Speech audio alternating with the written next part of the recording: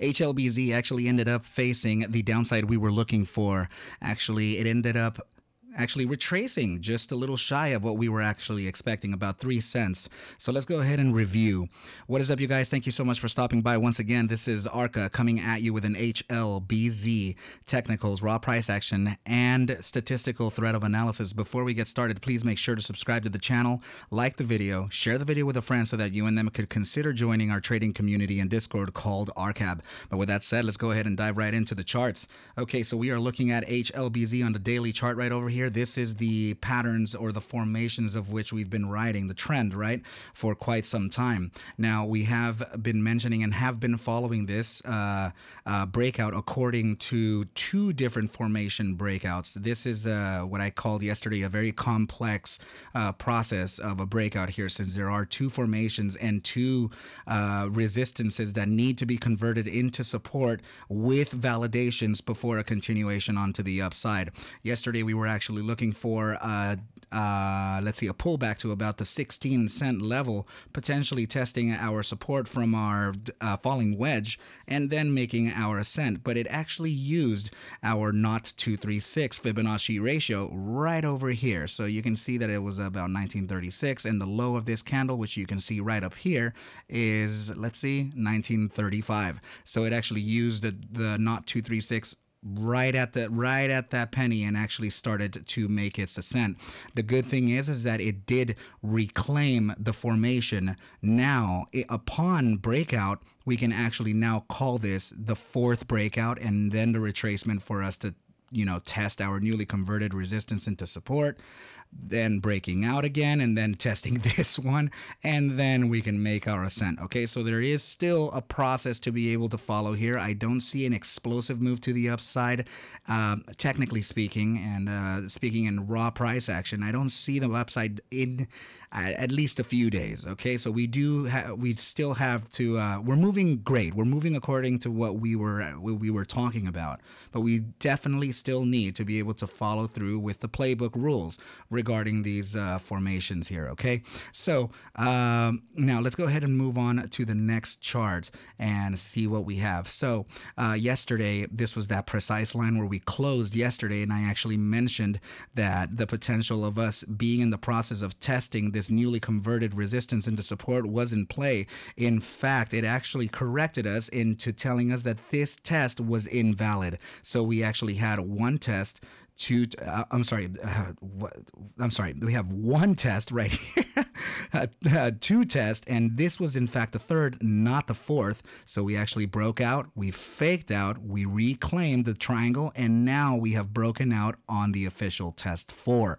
So the reason why I'm saying that we may actually face a continuation onto the upside is because this has essentially validated. It's a smaller time frame. Okay, so we have to watch out with smaller time frames.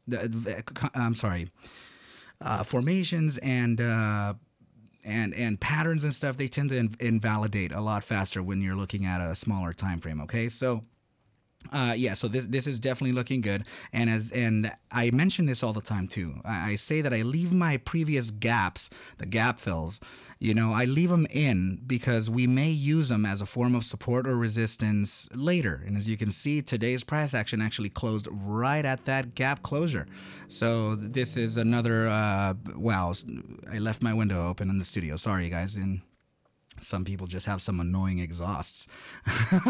But yeah, so this is right where we closed, and the 1.618 is right up here at 27. So we can potentially face a little bit of a resistance and come back and test this little bit of a support right here from the gap and continue on to the upside. It's looking good thus far.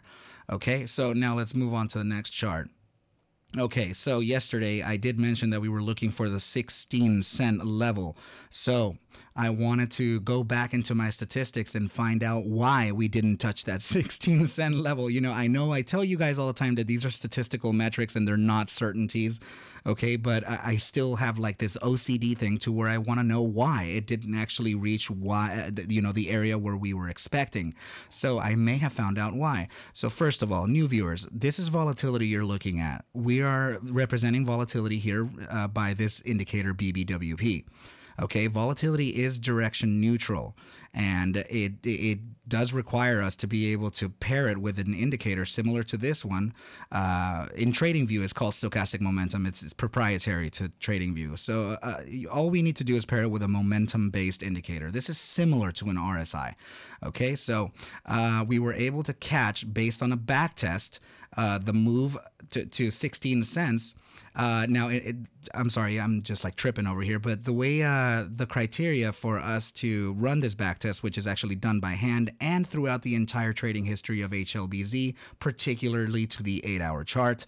Okay, so what we did was every single time that we had expanded from fully contractive levels, like here, I consider high volatility or a buildup when we're below the 15% mark here.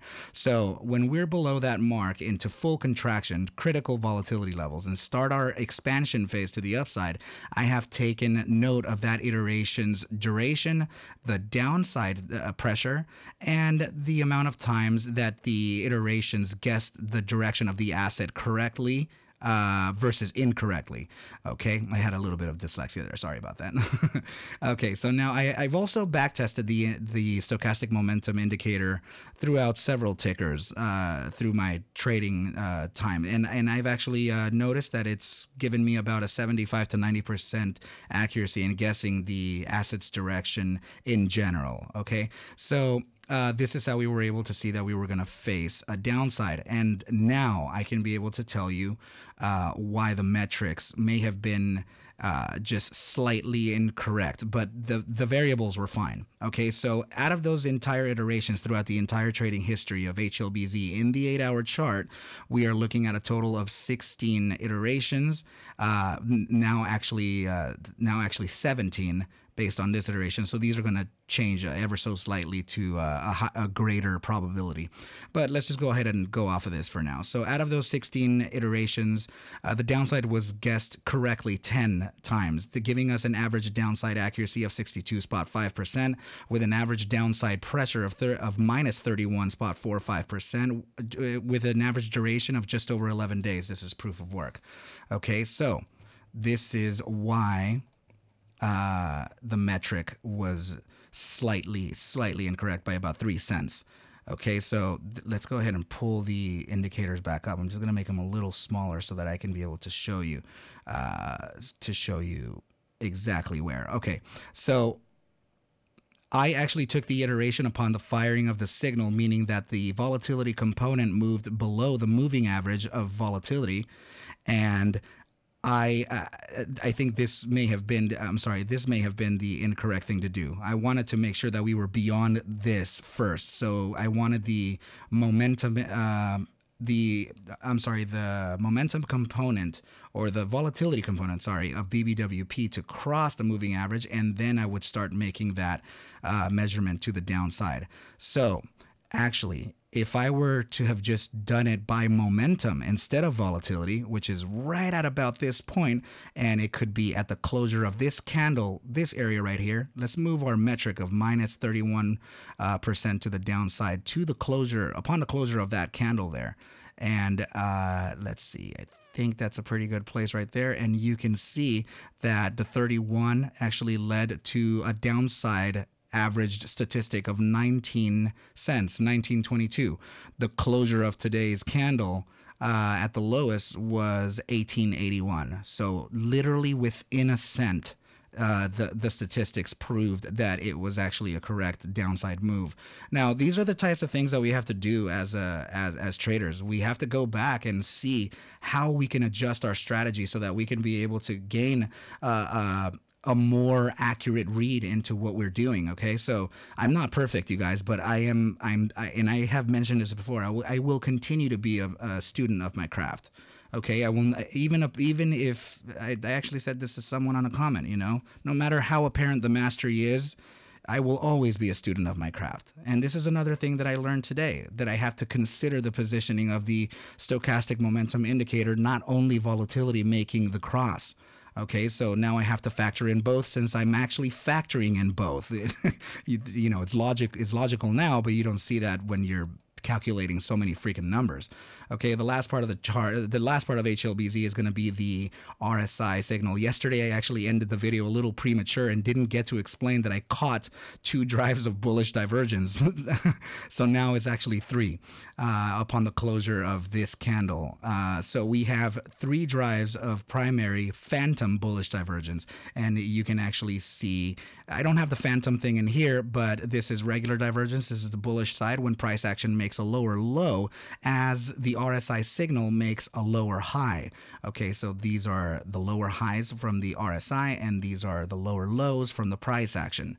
Okay, so we actually are now in play for those bullish for the phantom bullish divergence drives. Okay, so let's go ahead and open up a multi pane here so that we can see a guide for direction in the immediate short-term to medium-term time frame. So we're going to start with the 30-minute RSI, okay? So let's just go ahead and blow this up a little bit and also bring our RSI properties up into play. So for the new viewers, new listeners, this is my RSI. These are the RSI profiles for my RSI, okay? So you have 1, 2, 3, 4 zones, and these are the 4 right over here so you can tag along. Okay, so we are looking at 30 minutes, still suggesting a continuation onto the upside. It is well within the grips of the bull strength percentile, and the moving average represented by this pink line is still suggesting upside. Very good stuff. Okay, the bi-hourly RSI, it is slowing down its pivot, but it is now approaching the deep areas of the bull weakness percentile, which usually means that we can be gravitated into bull strength or the next zone. Okay, and also we're starting to get a hint from our moving average. It's starting to weaken its curvature towards the downside. So this can likely be a corrective move. Okay, so now the 6-hour RSI is still suggesting an aggressive upside and has now entered the full grips of the bull weakness percentile, and it's already at the shallow areas of the bull weakness percentile, which only means that a bullish cross above the moving average and jump into the bull strength percentile is imminent. Okay, so now the daily, or the 12, did we actually see the 12-hour? Let's look at the daily. Well, the 12-hour is still suggesting a massive upside. Now it is in the shallow areas of the bull weakness percentile, so this likely means that we may be able to face a retracement. Okay, so this is very much in accordance to what I was talking about within maybe here. We may actually face a little bit more of an upside than just the 1.618 at 27 cents. There is the potential to where we can reach the 2 fib at 30 cents. Even this may be a little too far up, but it still could happen. Even the 2.272 at 32.54 before realizing the daily suggestion, which is right over here, of a continuation maybe to the way down. Okay, so this can likely be a short-term corrective move to come back and test our 1.618 from either a move to 30 or about 32 cents. So we can actually retrace back here and use either the 1.618 or this gap as a form of support before continuing on to the upside. Okay, so this is what I'm looking at for HLBZ. Know that I'm not a financial advisor. I can't actually suggest for you to sell or buy any assets. Please take whatever I do show and iterate within these videos as a form of entertainment only. Okay, and please do your own DD. We'll be okay. All right, you guys, so this is a pretty good place for me to leave off the video. If you have any questions or concerns, don't hesitate to reach out to me within Twitter or Discord. I'll make sure to leave the links in the description below for you to join that ARCa trading community in Discord. But with that said, I wish you well, I wish you a good night, and I will catch you at the bell mañana. Adios.